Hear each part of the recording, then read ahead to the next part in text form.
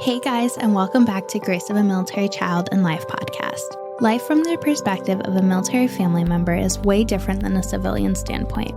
Military children and family members give up their hopes and dreams to be able to stand by and support their service member, and it isn't an easy lifestyle for anyone to live.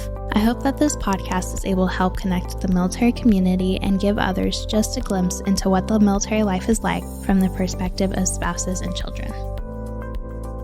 Hi everyone, welcome back to Grace of a Military Child and Life. Today I am here with Anna, who is an Air Force brat and was also Air Force Military Child of the Year for 2022. So Anna, welcome to the podcast. Congratulations. That's Thank amazing. Thank you so much for having me. I'm so excited. Yes, awesome. So kind of just start by telling me what it's like for you growing up a military child.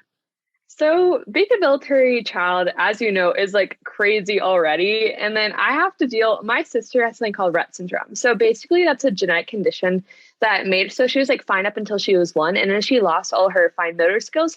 So she can't talk, she can't walk, she can't use her hands. She's basically blind, like that kind of thing. And so she requires full-time care. And so I've been balancing all my life, both being like a military child and a special needs sibling. And the military child part of it is like the fun, crazy part, I guess, like all the moves, meeting new people. So it's like stressful, but then add on the sibling part, and it's just kind of like, Yeah, I can imagine. My dad, he was injured in Afghanistan in 2011. He stepped in an IED. And so, I was 9 when that happened. And so, I can imagine like what it's like, living throughout the military life and going through moves and deployments and, TDYs and all of that. And then also being a caregiver on top of that. Like, I know just from my experiences, like, it's not easy. Definitely not. And there's a lot of struggles, like other people who aren't having that military association, like they don't face like TRICARE. Sometimes stuff does not get covered. And then we're like fighting with TRICARE or whoever else. And we're like, we need this to happen. But the Air Force is really good. And they have the EFMP program. I think all the branches actually have it. Yes. And the EFMP program is so helpful. And you can get respite care, which a lot of families don't have access to if they're not military affiliated. And so that's basically when someone who's like trained in medicine and can like also like have that caregiving role can kind of like give parents and families a little bit of a break. So that's really special. The Air Force offers that. But it's definitely stressful, but so rewarding. Like the stuff I've learned from my sister and being a military brat, I couldn't have learned like anywhere else. I couldn't replicate it. And so it's definitely worth all the challenges. Absolutely. Because, it's kind of like, I don't know, like the motto or quote or whatever, but everyone says military children are so resilient. Everyone says, you're so resilient. Like, I've gone through resiliency training. Even I was part of teen council for a little while. And so one thing that we did at an event was go through like 2 or 3 days of resiliency training. And it's like, oh my gosh, even though we're all, obviously military kids in the room, like going through this resiliency training, but it's like, this is all stuff like I already know. This is all stuff like I deal with on a daily basis. Like you have to step into roles where, they're kind of open. If something happens, if your parent is deployed, you're like, all right, well, there's a gap here. Like I have to step into this gap. Exactly, for sure. My sister's older than me. She's 19. And so I've kind of had to step into that older sister role while also being like a younger sister and letting her have some like the fun of like teasing me and that kind of thing. Yeah. And so it's definitely trying to navigate those roles. And my dad, he was deployed in 2017. And when that happened, my sister was having a lot of surgeries. And so I was having to step into like that also like supporting my brother and my mom situation. And that's just like, that's crazy. And I think it's really cool though, military brats, like we don't let that like hurt us and we've grown from it. And it's not a negative in our life. We've learned to overcome it and make it a positive. And so I think that's really special. Yeah. Sometimes it can be like, so I don't want to say depressing because I don't think that's the right word, but it can just feel like so stressful and so hard and, anxiety and everything on top of it. Like, even just worrying about your parent who's deployed, like saying, are you going to come home? But then filling in all of those other roles, like it's so stressful, but then you learn from it and you grow all of these experiences and you're like, oh my gosh, like it makes you into the person you are. Like, Yeah, I seriously. agree. It definitely shapes your character. Yes. Because honestly, looking back at military life, it's like some days you look at it and you're like, how did I even get through that? How did I Yeah. even process those emotions at such a young age? But, somehow it just happens. Definitely. And like I think a big part of it also is like the importance of talking to other people who know what you're going through. Because if you like sometimes like I go to a public school that's like not Nodia. And Yeah. so people don't understand like that military struggle, and especially not the special needs sibling because so like there's it's such a small population. Like Right. no one really knows what it's like. And so I think it's really important to find community because I like to use the analogy of like soda bottles. So if you shake up a soda bottle, it's going to explode, right? But if Right. you like open it slowly in small increments, it's not going to blow up. And I think people are the same way. So if you can like find someone to like talk to and just be like, oh my gosh, guess what's happening to me today? It helps. And I think talking, we need to do it more. And you don't need to like compare yourself, I feel like, to others. Like you might be like, oh, this happened to her dad. Oh, but I haven't had that happen to my dad. I can't feel like upset. And it's Yeah. not a competition over like who has the most burdens. And everyone can feel emotions about something, even if it's not like on the same level, you know?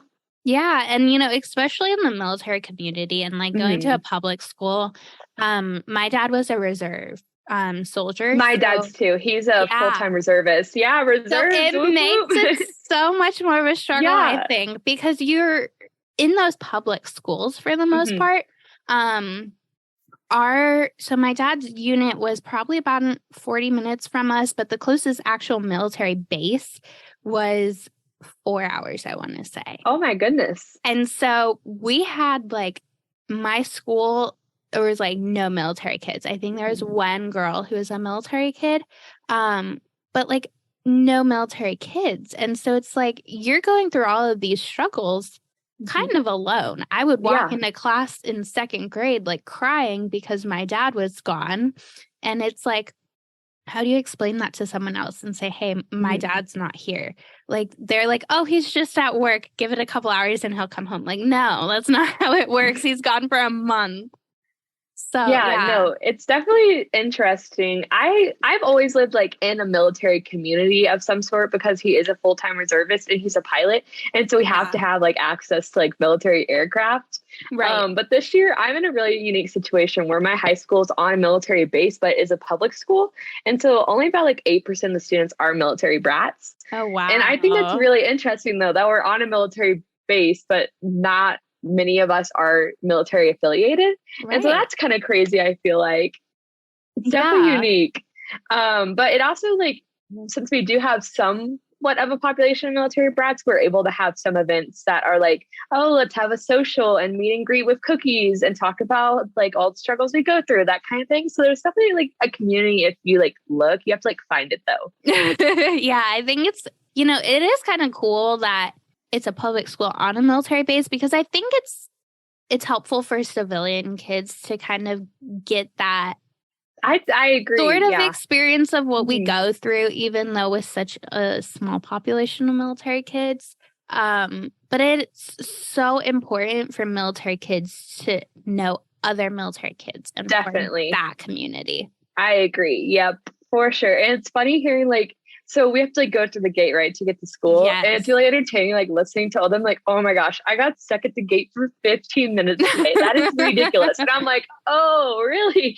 Like I've had to do this every day of my entire life. Like I don't know Yeah. any different. And it's funny for these new people to our school to be just like so amazed about like having to get on the base through the gate or having to sponsor someone on so they can come to the school, like all the stuff that I'm so used to. So I think it's definitely a good experience for them too, because they're being exposed to like a thing they don't know about.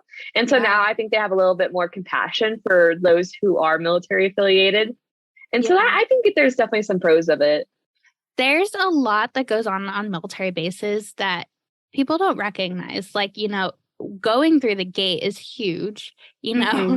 like a Yeah. lot of people don't have to go through that.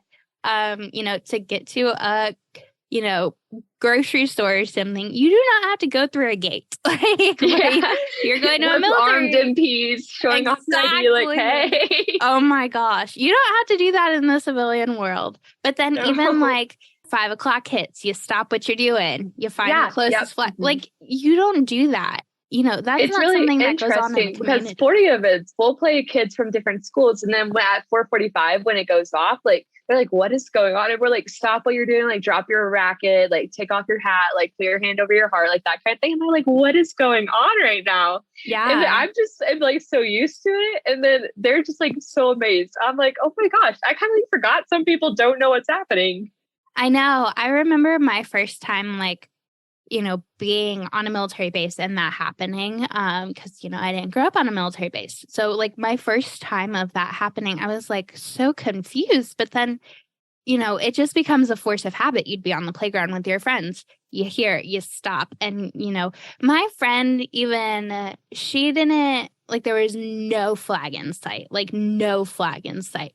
But she even knew exactly which way to turn to the closest flag to face, you know, even though we couldn't see a flag in sight, she knew exactly which way to turn, like, you know. And so those are just things that you don't experience in the civilian world. Definitely not. I think it's a fun little like icebreaker though sometimes. Yeah. Like if you're talking to people from different schools, like, oh, you guys don't have to stop at 4:45. Well, we do. So you can kind of make it fun. Yeah, absolutely. You know, just like the little hidden details of being part of a military family. Like, Yeah, no, for sure. It what makes us special, I guess. Yeah, absolutely. You know, because there's so many things that make us special. And, you know, a lot of people don't realize that. And even, you know, I've talked to people on the podcast before of the national anthem playing before movies at the movie theater. Like, you don't get that. You know, one girl said that she went to a public movie theater and she stood up and nobody else stood up and they're like, what are you doing? And she's like, isn't the national anthem going to play? And they're like, no, that's not how we do things here. You said, wait a second. Yeah. No, that's funny. So tell me kind of what it was like for you in the process of being Military Child of the Year, because that is so cool. It was, I can't even, like, words don't express how amazing it was. They just announced a new winner for the Air Force, and it sounds like such a cool dude, and I'm so excited to hopefully get to talk with him. But it was a crazy process. So first of all, my dad nominated me, which was really special. And so he nominated me last October, and I was like, I'm not going to get it. Like, there's so many military brats doing so many amazing things. Like, I'm not very cool. Like, there's so many amazing people. I was not feeling confident in myself whatsoever. And then I got to semifinals and I had an interview and I was like, oh, maybe something's happening here. I don't know. And then we got to finals and I was like, oh my gosh, I might have a shot at this. I'm not special. It's like, that like humbleness of, you know, I think all of us are so humble too, you know, for the most part. So yeah, no, it was a weird, like, having to talk about myself. I'm still trying to get used to that because having like talk about yourself in interviews and that kind of thing. It's like, I don't like talking about myself like that. Like, I don't like, it sounds like I'm bragging and I don't like that. Like, it's uncomfortable. And so I had to kind of get used to talking about myself and like what I've been up to. And then when I found out I won, I was like, okay, so first of all, it's kind of a funny story how I found out. I had just gotten my license and after school, I was like, you know, I'm really feeling some Chick-fil-A. And so I went to Chick-fil-A and my mom is like, she texted me, she's like, you need to get home. And I was like, oh no, what did I do? Like, is she mad I went to Chick-fil-A and didn't get her anything? Like, what's going on? And then I pull into our house and my dad's standing in the driveway. And I'm like, oh my gosh, like, what did I do? And I'm like thinking through everything I did that day. And I was like on time in all my classes. Like, I'm getting good grades. Like, what's going on? Yeah. And then he's like, you need to come inside and read this paper. And they had printed out a screenshot of the email that said like, congratulations, you won. I kind of thing. And I started bawling. I was like, no way, you're kidding. This is a joke. Like, there's no way this is true.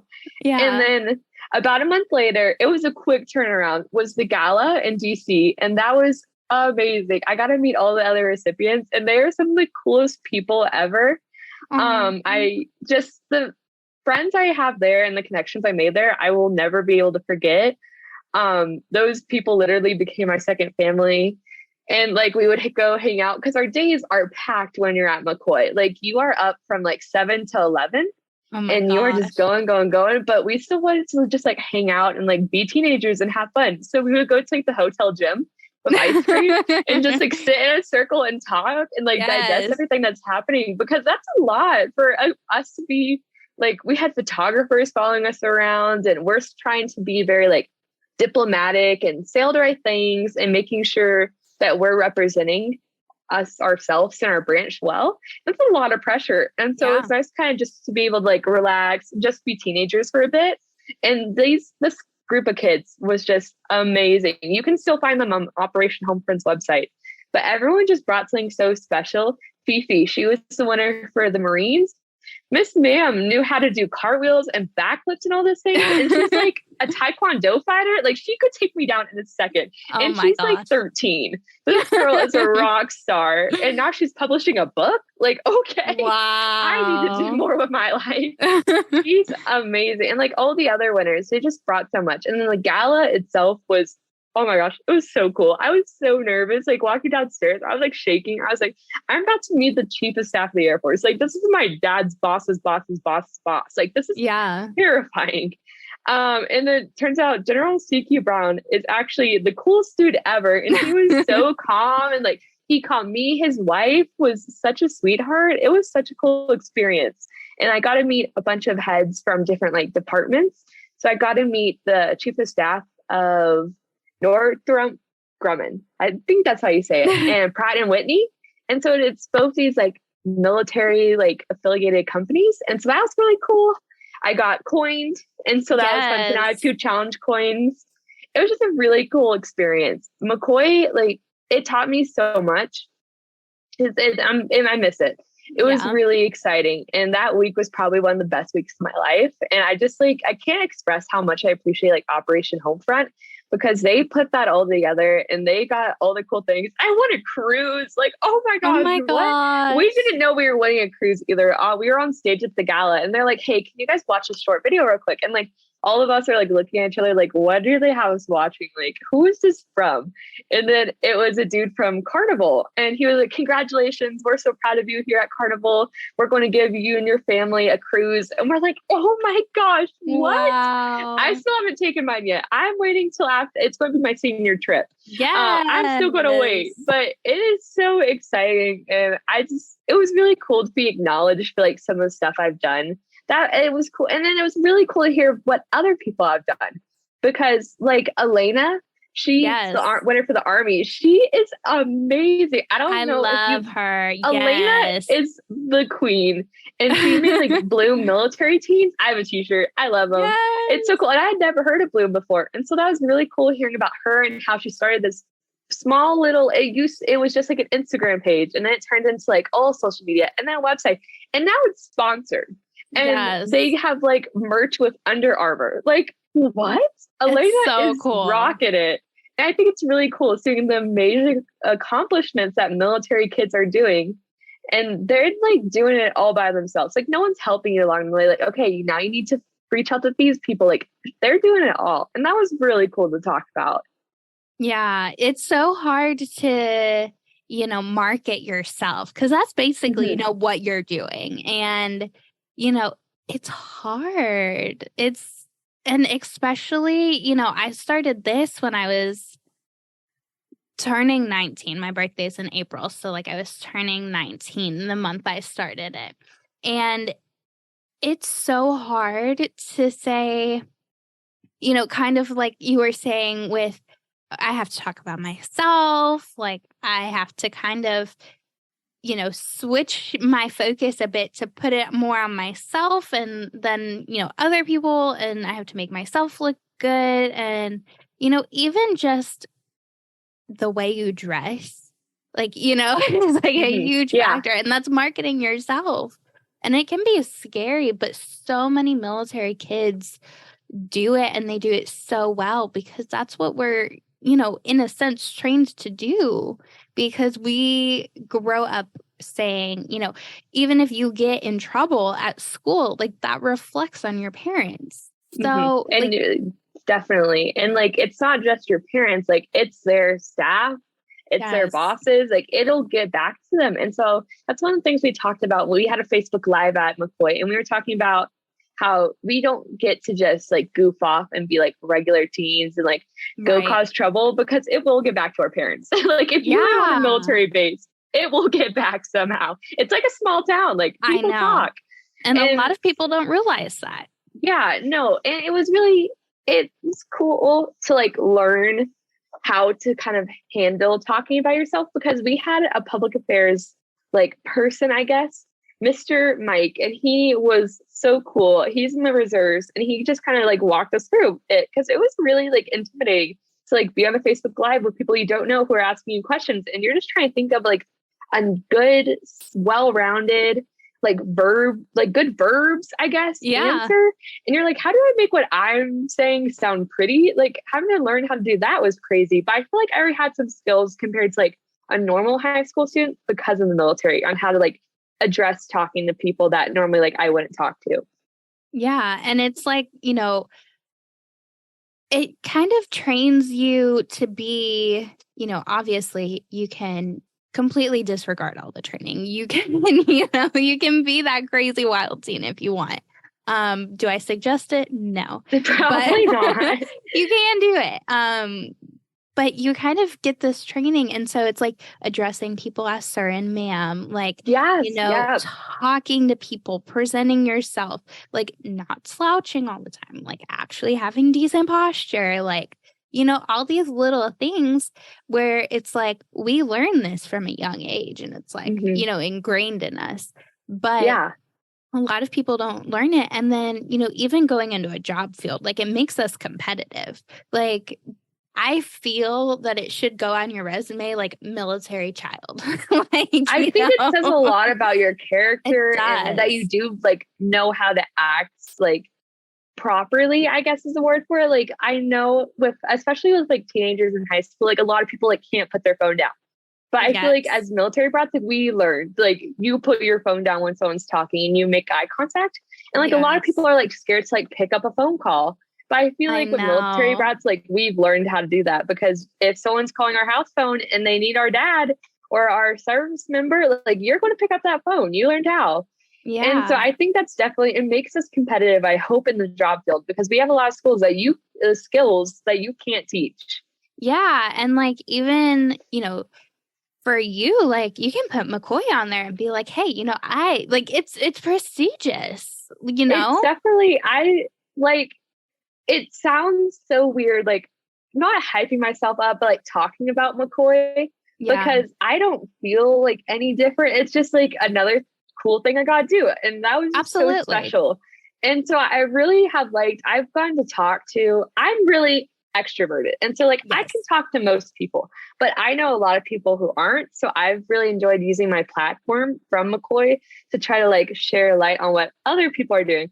Because I'm not the only Air Force military brat. There's amazing people like Brianna. She's in Shreveport, Louisiana, and she works so hard in our like the Special Olympic community, and she plays tennis, like all these amazing things. There's more military brats that aren't given that spotlight that we need to talk about, because they're just doing amazing stuff. And so I really like that part of it, being able to talk about the other Air Force brats there are. Yeah, I love, finding people like, it's hard for quite a while, it was hard to, reach out to people and say, hey, like I have this podcast, like I want you to be on it. Like, would you be willing to do it? And so it took a lot of courage to be able to, start reaching out to people and promoting, myself, promoting the podcast, things like that. But after time, you're just like, all right, well, what's the worst you can say is no. But so many military kids, and so many even, branching it out to spouses, so many military family members have these incredible missions, incredible, just, even down to like Spousely, where, you're selling your own products. It's like an Etsy for military spouses, like, things like that. But Bloom is incredible. And so like these different platforms that are created by military children and military spouses, it's like, oh my gosh, like your stories need to be shared. Like you need to, like, it's important to say, hey, we kind of have a tough situation that we're living in. Like it's not easy, but we're making the best out of it. And we're, connecting other military families. We're, reaching out to people who maybe need a little extra encouragement.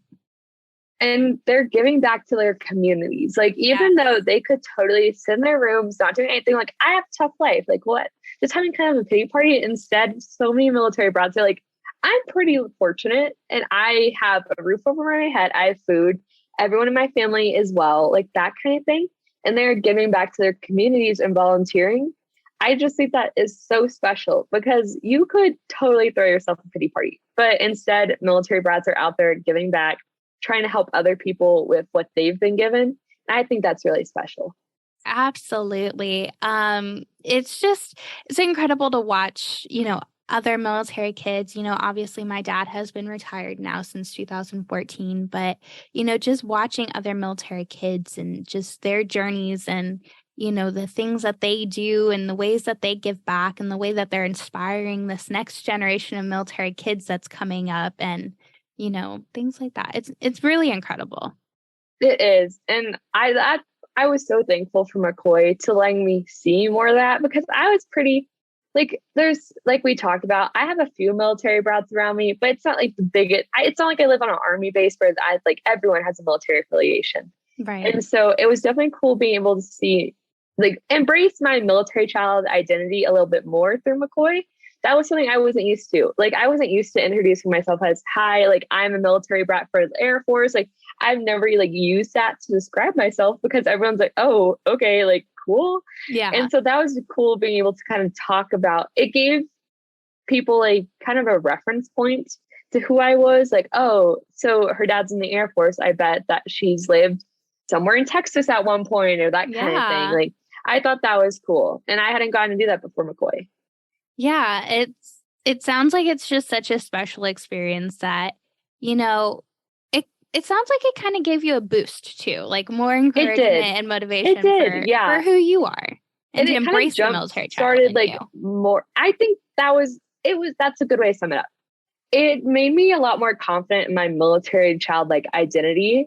Like I Yeah. was saying, like it made me like kind of more proud to be able to be like, yeah, I'm a military brat. Like it's something I learned to like love, I guess. And it Yeah. definitely gave me a boost. And I was able to kind of use that title to figure out how to make more opportunities, like with my support group that I made with USAF's EFMP program. I was kind of able to get my foot into the door by saying, like, hey, I'm the Air Force Military Child of the Year this year. And I would love to talk to you guys about this idea I have. And then ever since then, I've kind of been able to like go with it. And that's why I think McCoy was so special also because it gave me so many more connections. And now I can talk to more people because it kind of gives me that ethos, like credibility. And Yeah. so that was cool. Yeah, for sure. Because, while you could still, build your way up and do it, like you don't have to be military child of the year to be able to, do Definitely all not. these No, incredible things. Like there are so many that go unnoticed too, but it does give you that credibility and say, hey, like, here's a gap and that needs filled in the military community. And like, I want to help fill this. And, it's just really special to one, be able to recognize that at your age and say, hey, we need this, and then actually be able to do something and start it yourself. that's what like why I started my support group. Oh, I should probably like explain what that is real quick. Okay. So basically I partnered with USAFA Exceptional Family Member Program to create a support group dedicated to siblings of people with special needs who do have military affiliation. So they're all most likely Air Force. I haven't exactly like the branches yet because it doesn't really like matter to me. Right. But it's been really cool. We've had 2 meetings and I've noticed already how some of these kids, like having that community of people they can talk to, even though they're all around that like elementary and middle school age, that's like when you need to start talking to people because middle school gets stressful. Like being a kid is stressful because you don't have those coping mechanisms yet that you learn as a teenager. And so I think it's really cool that I've been given like this opportunity to talk to these kids about like I don't know everything. And so it's cool hearing like what they think, how they process things, and then I'll tell them like how I process things, and then we can like laugh about the crazy things like, oh, isn't it so awkward when you're doing homework and a therapist shows up in your house and you're like, oh, hi, good to see you. Like just sharing these common like awkward situations and things that no one else really relates to. That's like why I started the support group, and it's called Special Siblings, and it's been really cool. And I think it's a Yeah. good break for parents too, because I know my parents are so busy in between the military, and my dad retired in October. And so we're still trying to manage that and like figure out how to move everything over. And then my sister and I have a younger brother. And so I think that like my parents, they wouldn't have been able to like sit me down and talk to me about coping mechanisms or what I feel about having a special needs sibling. And it's not like they know because they didn't have a sibling with special needs. So being able to create that like place for parents to know their kids are safe and can talk about these things, that's really special. Yeah. And again, it goes back to that community. Like, Exactly. you have to be surrounded by people who are alike to you, no matter what the situation is. So, like, you could, you know, um, for me, I had a support group of all children whose parents were wounded in action. Like, and that was in Texas when I had that, and my dad was going through recovery. And so all of these other kids, could relate to me. And so, like, in your situation with a special needs sibling, like, while your parents can help, while so many other people can help, it's much better to be surrounded by people who are going through similar situations that you are and can relate to those, little awkward moments like you were talking about and be able to say, "Hey, like, I know what you're going through. Like, let's talk." Or, "Hey, like, do you even just need a hug right now?" Like, things like Yeah. that. And then it's a really good place too to like ask questions, because some like these are for like these kids are pretty young. They don't know like what's going on. They'll be like, "Oh, why does my sister have a tube in her stomach?" And then we can talk about, "Oh, well, maybe she can't eat by mouth, or sometimes maybe it's a struggle and she needs some extra help getting food." That kind of thing, giving an outlet for questions, because I don't think it's always comfortable to ask your parents like, "Hey, what's going on with my brother?" Like Yeah. sometimes it's not, kids don't feel like they can. And so giving that outlet, I think, was really important to me to be able to ask questions, and hopefully have, and it's not just me answering, like I have a bunch of military siblings and we Yeah. can all give what's going on, and not everyone's sibling, like no two people are the same. And so we give the best we can and then try to help them find their own conclusions, I guess is a good way to put it. But Yeah. it's been a really cool experience, and I'm really hoping that I can continue it after I'm in college. I'm really working on trying to find someone I can like try to mentor and make sure that they can keep it going, because it is so special and I definitely think it's needed. And I just really appreciate the Air Force because they've helped me fund this, and I couldn't do it without the Air Force. They are coming in clutch. And so I really appreciate them. Absolutely, because, without, even just the thought and the idea to start it, but you need like a whole, support system of your own to be able to start something and to be able to Definitely. actually run something and keep it going. And Yeah. so, like for me with the podcast, like my family was my number one, like, helping me figure out all the equipment I needed and getting started and promoting it. And then, um, just like all the people on my Instagram page, like they're the reason. Like you start to find your reason of why you do it. And sometimes at the beginning it can be hard to say, this is my reason, because you feel like you're not doing something. You feel like you're not like what you're doing isn't necessary, but then you're like, okay, no, like I see all the people that I'm helping. Like I see, this is the reason I'm doing it. This is the reason like I have that. And I'm sure you've figured that out along the way too. Yeah, and I think a big thing I learned is not comparing myself to other groups or like Yeah, other people who are doing similar things, because I'll look at, for example, Bloom, and I'll be like, "Oh my gosh, they are killing it. They are doing amazing." I Like I know. wonder, I need to be that good. And I think it's okay. Like you don't have to be perfect, and you don't have to like look like other like groups, I guess, and you can still have an impact and be successful. because Bloom, for example, is amazing. And I don't think I would ever be able to model that because Elena has put so much time into making Bloom what it is. Yeah. And so I think that's really special she's done that. And she like claps for Elena because she is kicking it. Yeah. And I'm sure, it all has to start somewhere. Like Bloom Hmm. started small.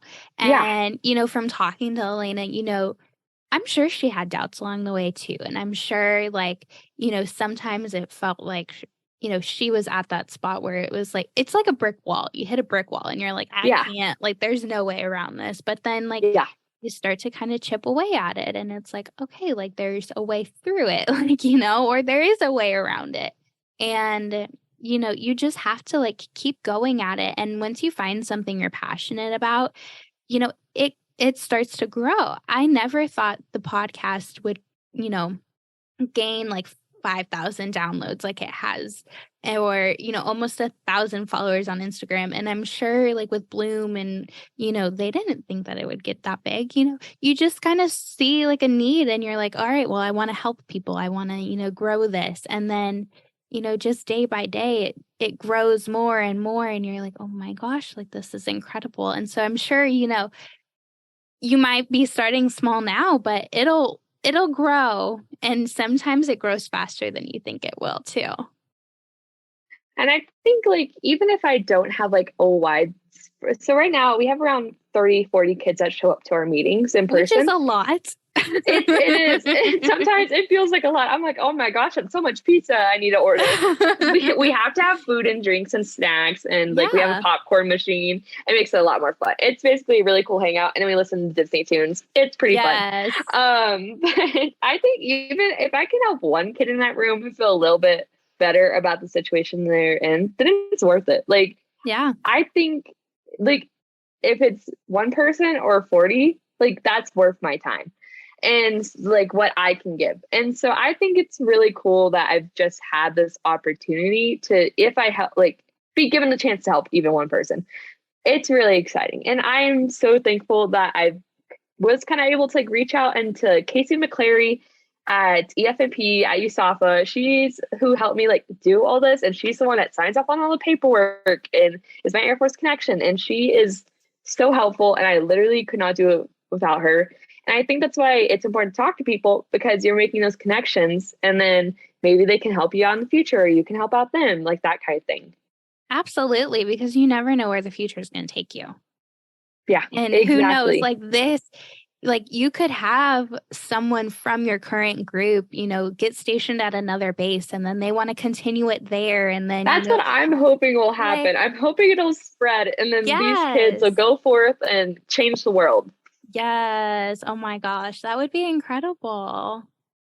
Yes. That would be so cool. Like seeing like, oh my gosh, how did this get all the way to Japan? Like that's Yeah. awesome. Like I here's the know. hoping because there's military brats everywhere Yes. that have siblings with special needs. So maybe they can take inspo and be like, oh, I could do that. And I like would love to help them if they decide to do that and try to figure out like make their own little community. That would be cool.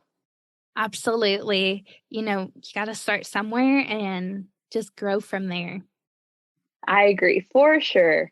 Yes. So the last thing I do want to ask you, and I always ask everyone, but what advice would you give to another military kid?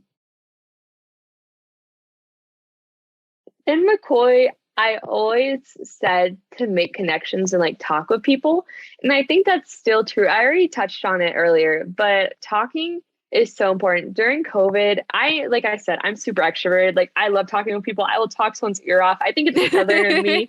Like I will just chit chat with people wherever. And being stuck in my house with my family, I love them. But I think everyone kind of after a while being stuck in the same house with your family for 3 months, it's like a little like, oh my gosh, they already know all Yes. my jokes. Like this is not going well. You I get need to talk to stir someone else. crazy. And I got really like I was not in a good place. I was super upset all the time. My anxiety got really bad. I was just not happy and I wasn't like my bubbly normally self.